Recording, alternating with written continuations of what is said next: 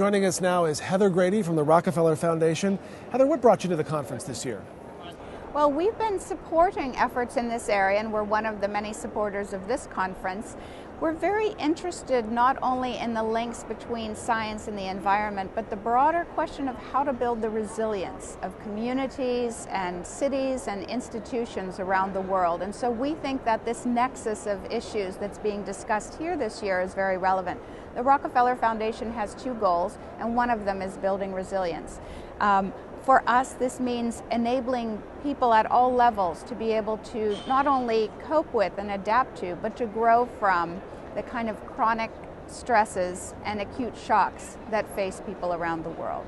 So for us, resilience includes a focus on systems, on a systems approach to solving problems. How can we make sure that different actors in a system, like the government, like the private sector, civil society organizations, are working most effectively to really address both short-term and long-term problems? It's also about innovating, taking good practices that exist, but doing things in a way that's discontinuous from present practice to yield new solutions, new avenues for solving problems.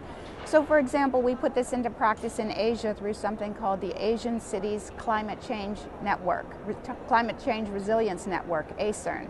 And this is something where in 10 cities across 4 countries in Asia, different institutions are really enabling people to cope, in particular, with the impacts of climate change.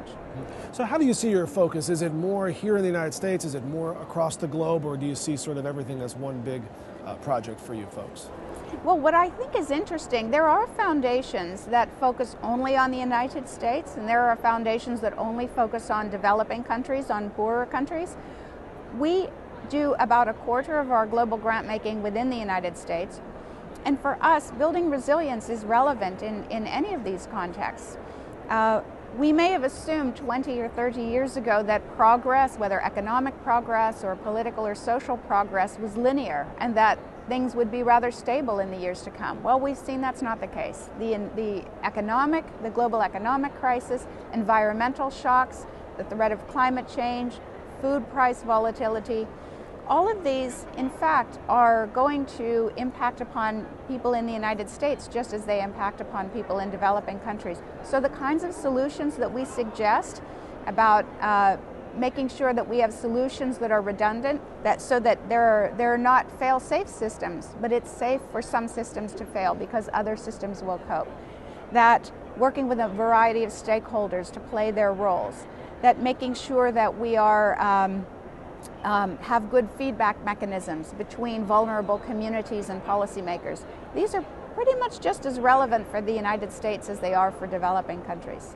Heather Grady from the Rockefeller Foundation, thank you very much. You're welcome.